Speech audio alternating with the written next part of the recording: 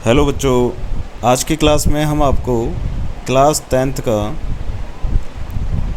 Previous year का question paper करवा रहे हैं, जो कि आपको हेल्प देगा आपके इन सितंबर एग्ज़ाम के लिए।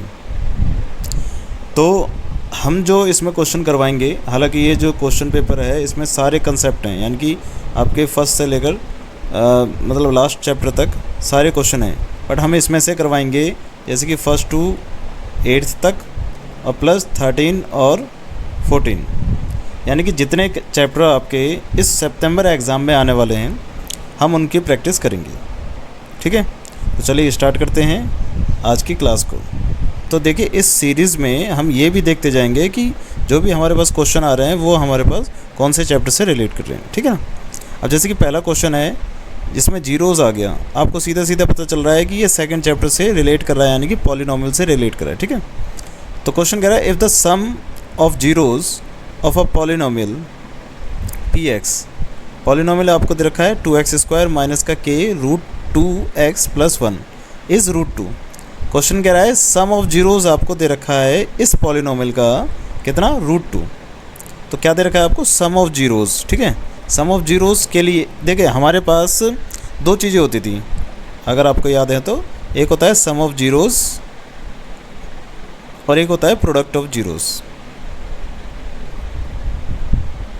ठीक है, अब किसी भी इक्वेशन में कोई भी इक्वेशन होती है हमारी, वो कैसी होती है, ax² plus bx plus c की फॉर्म में होती है। ठीक है, अब सम ऑफ जीरोज़ का मतलब होता था हमारा माइनस b अपॉन में a, और प्रोडक्ट ऑफ जीरोज़ का मतलब होता था c अपॉन में a। अब क्वेश्चन में यहाँ पर दे रखा है हमें एक पॉलिनोमियल जो कि है px equal to 2x² minus का k रूट 2x और प्लस का 1, और इसका सम ऑफ जीरोज़ यानी कि माइनस b अपॉन a की वैल्यू आपको दे रखी है रूट 2 के बराबर। अब क्वेश्चन कह रहा है आपसे कि find the value of k की वैल्यू फाइंड करनी है आपको। तो k की वैल्यू फाइंड करने के लिए इसमें क्या करेंगे हम, अब b क्या है हमारे लिए, b है हमारे पास माइनस का k रूट 2। ठीक है ना, जो x का कोएफिशिएंट होता है वही हमारा क्या होता है, b होता है।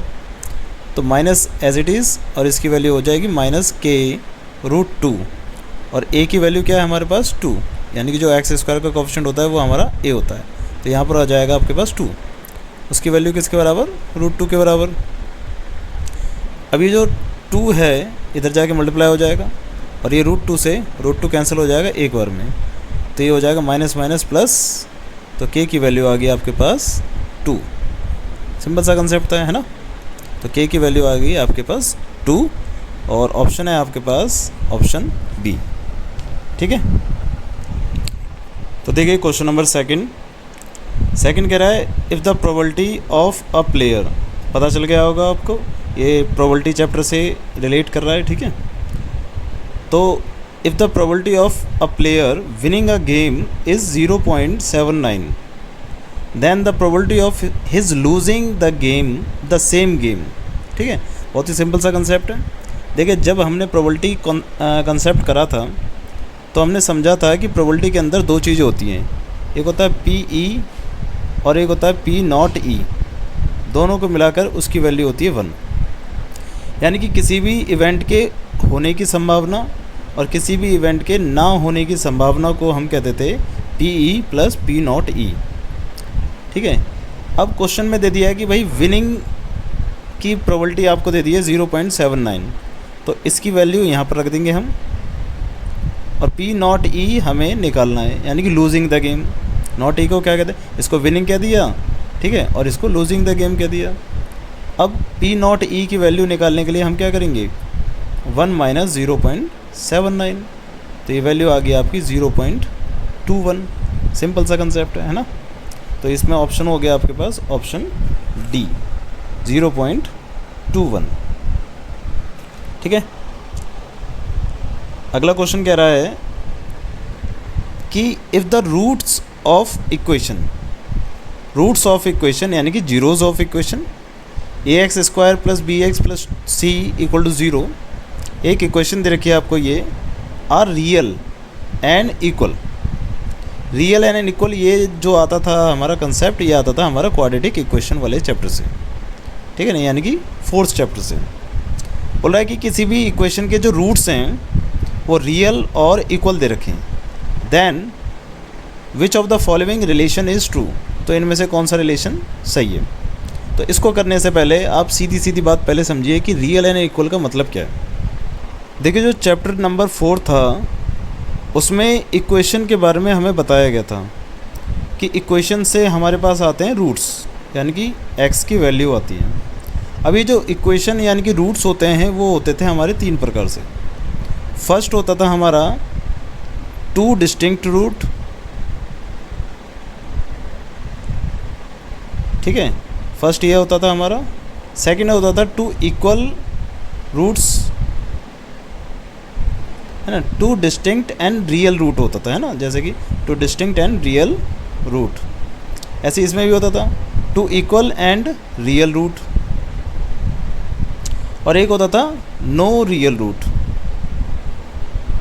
ये कंसेप्ट सारे होते थे हमारे, ठीक है ना। अब समझना ज़रूरी है हमें, क्योंकि क्वेश्चन में क्या रखा है कि हमारे पास जो रूट्स दे रखे हैं वो कैसे दे रखे हैं, 2 इक्वल रियल रूट्स दे रखे हैं।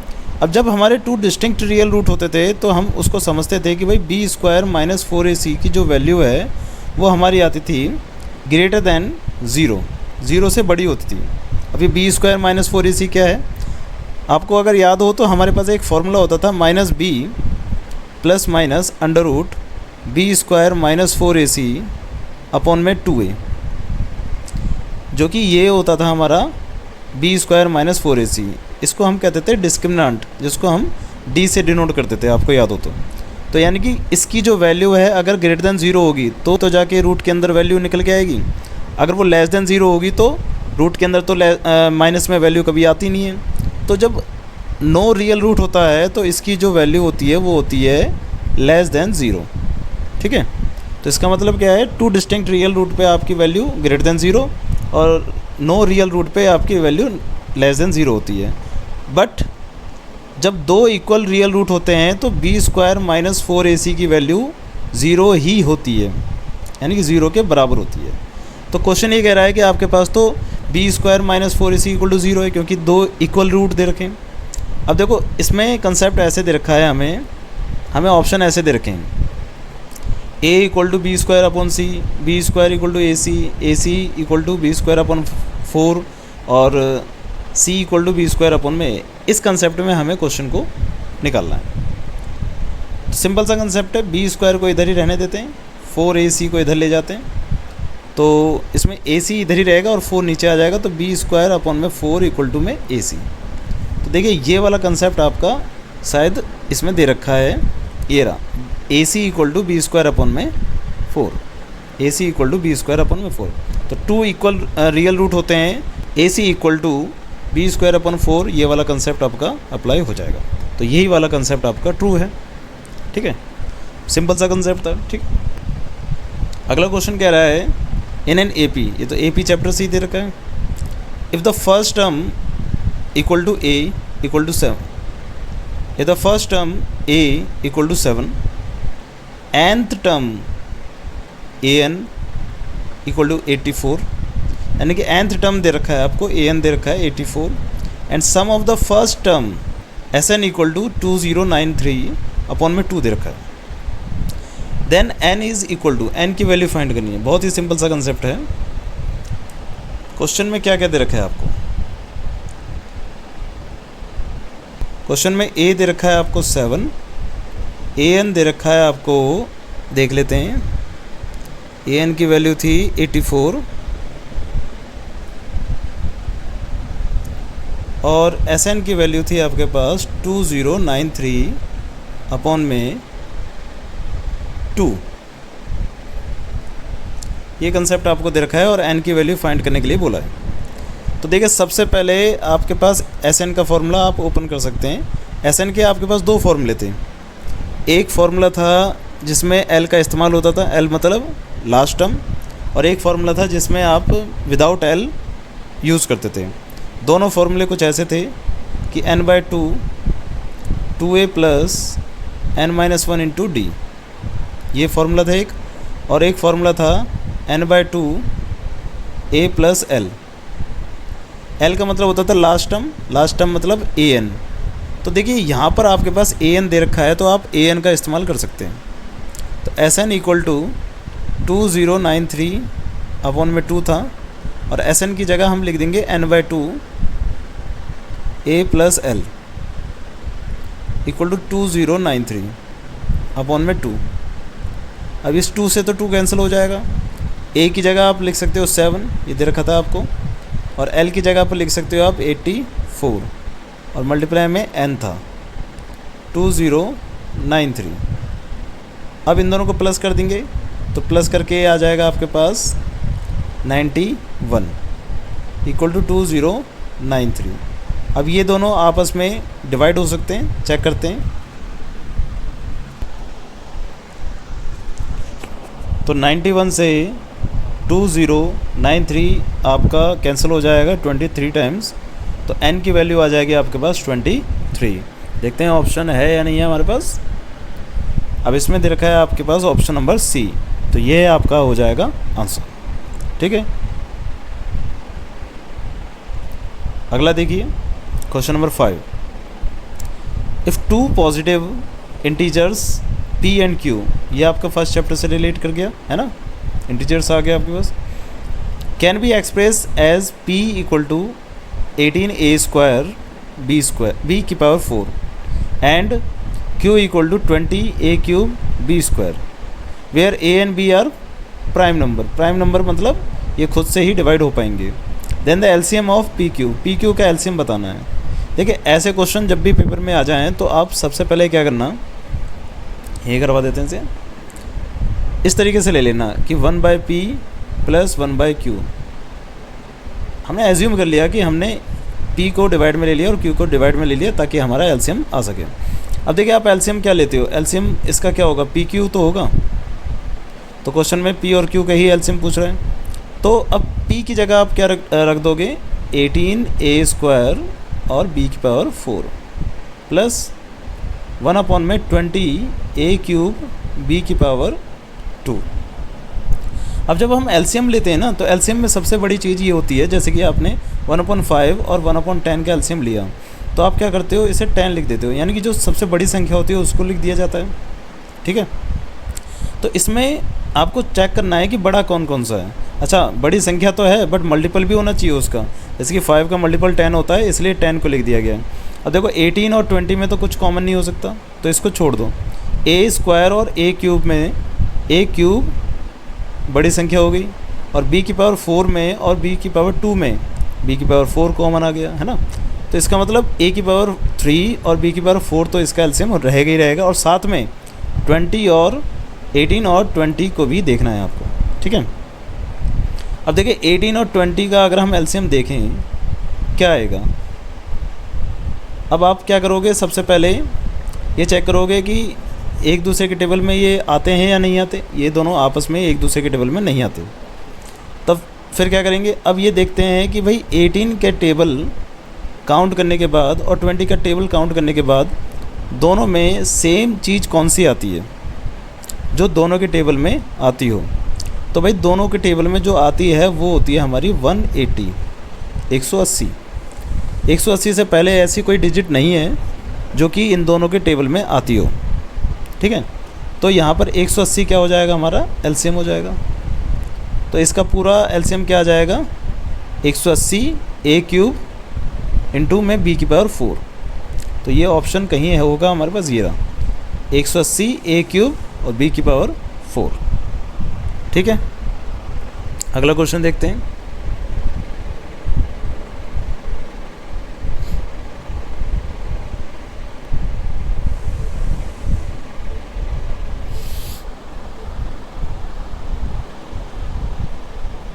क्वेश्चन नंबर 6 ये कह रहा है AD इज़ अ मीडियन। अब ये मीडियन का कंसेप्ट आ गया of triangle ABC with vertices ABC। Length of AD पूछ रहा है, लेंथ का मतलब हो गया डिस्टेंस, तो यानी कि ये 7th चैप्टर से रिलेट कर रहा है ये क्वेश्चन। ठीक है ना, अब आपके पास सिंपल सा कंसेप्ट है, लेंथ ऑफ मीडियन निकालनी है, बट उससे पहले हम समझते हैं कि मीडियन होती क्या है। देखिए आपके पास कोई ट्राइंगल है, ए के वर्टिसेस दे रखे हैं 5 -6, बी के वर्टिसेस दे रखे हैं आपके पास 6 4 और सी के वर्टिसेस दे रखे हैं आपको 0 0, ठीक है। और ए से मीडियन जा रही है क्योंकि ए डी है एक मीडियन, ठीक है ना। ए से मीडियन जा रही है और बी सी पर होगी, सिंपल बात है, ये डी हो गया आपके पास। अब इसकी लेंथ बतानी है आपको, ठीक है ना, लेंथ बतानी है आपको। तो लेंथ निकालने के लिए हम क्या कर देंगे, इसका डिस्टेंस निकाल देंगे। किसका, ए डी का। ए डी का जो डिस्टेंस होगा वही हो जाएगी इसकी लेंथ। बट डिस्टेंस कैसे निकाला जाए, डिस्टेंस का फॉर्मूला हमारे पास होता है √x2 - x1 का स्क्वायर प्लस y2 - y1 का स्क्वायर। तो इसमें हमारे पास x1 भी होनी चाहिए और x2 भी होना चाहिए और y1 और y2 भी होना चाहिए। अब इस क्वेश्चन में x1 और y1 तो हम एज्यूम कर लेंगे कि हमारे पास 5 और -6 है, बट d के कोऑर्डिनेट नहीं है हमारे पास। तो d के कोऑर्डिनेट हमें सबसे पहले फाइंड करने होंगे। उसको फाइंड करने के लिए आपको एक कंसेप्ट दे दिया है यहाँ पर, मीडियन। अभी मीडियन होती क्या है, मीडियन एक ऐसी लाइन होती है जो कि जहाँ पर जाती है उस लाइन को बराबर हिस्सों में डिवाइड करती है। तो इसका मतलब D जो है BC को बराबर हिस्सों में डिवाइड कर रहा होगा, तो यानी कि D जो कहलाएगा आपका मिड पॉइंट कहलाएगा, ठीक है। D की वैल्यू को कह सकते हैं हम मिड पॉइंट ऑफ BC। तो BC का मिड पॉइंट निकालिए भाई। तो mid point of BC, mid point का फॉर्मूला होता है आपका x1 + x2 divide by 2, y1 + y2 divide by 2। BC के लिए x1 क्या हो जाएगा 6 और x2 हो जाएगा आपका 0, C वाला, ठीक है ना, डिवाइड बाई 2। और y1 के लिए y1 हो जाएगा 4 + 0 डिवाइड बाई 2। तो ये आ गया आपके पास 3 और 2, यानी कि D पॉइंट आ गया आपके पास 3 2। अब D पॉइंट आ गया, तो D पॉइंट आने के बाद हम अब क्या निकाल सकते हैं, AD का डिस्टेंस। A हमारे पास 5 -6 है और D हमारे पास ये है, ये x1 और ये y1 हो जाएगा और ये x2 और y2 हो जाएगा, ठीक है। अब फॉर्मूले में पुट कर सकते हो, डिस्टेंस के फॉर्मूले में AD निकालने के लिए √x2 - x1, तो 3 - का 5, 3 - 5 का स्क्वायर प्लस 2 - 6 और माइनस का 6 पहले से है, तो ये हो जाएगा प्लस का 6। तो AD की वैल्यू आ जाएगी आपके पास -2 का स्क्वायर कितना होता है 4 प्लस 8 का स्क्वायर कितना हो जाएगा 64। तो ये वैल्यू आ जाएगी आपके पास √68 आंसर। सिंपल सा कंसेप्ट है ना। अब यहाँ पर ऑप्शन देखते हैं हम, ऑप्शन है या नहीं हमारे पास, √68 पहला आंसर हो जाएगा आपका, ठीक है ना। तो अगला क्वेश्चन देखते हैं, 7th क्वेश्चन। 7th क्वेश्चन ये कह रहा है कि if sec θ - tan θ = m। 8th chapter से रिलेट आ गया आपका ट्रिग्नोमेट्री से। sec θ - tan θ = m, then the value of sec θ + tan θ। बहुत ही बढ़िया क्वेश्चन है, ठीक है, और थोड़ा सा ट्रिकी भी है। ट्रिकी तो नहीं है बट आपको फॉर्मूले पता होना चाहिए। क्वेश्चन कह रहा है sec θ - tan θ = m दे रखा है और sec θ + tan θ की वैल्यू आपसे पूछ रहा है। तो इसको करने के लिए आप ये देखिए कि sec θ और tan θ से रिलेटेड आपके पास कोई फार्मूला होता है कि नहीं होता। अगर आपने ट्रिग्नोमेट्री करी होगी तो आपने देखा होगा कि हमारे पास 3 फार्मूले होते हैं।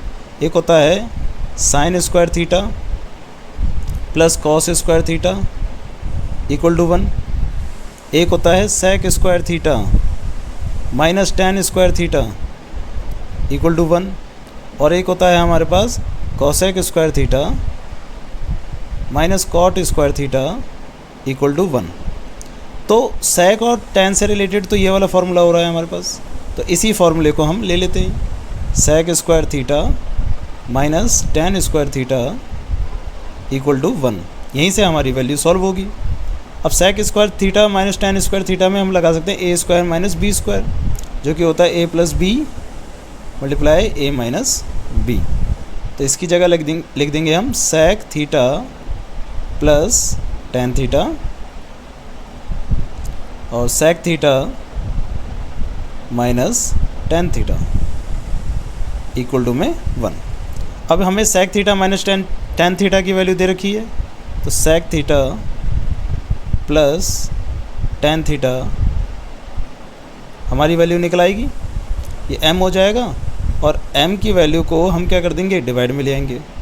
तो sec theta plus tan theta equal to 1 में m, ये हो जाएगा आपका आंसर, है ना। अब ऑप्शन देखते हैं, तो 1/m आपका ऑप्शन दे रखा है, ऑप्शन नंबर सी। ठीक है।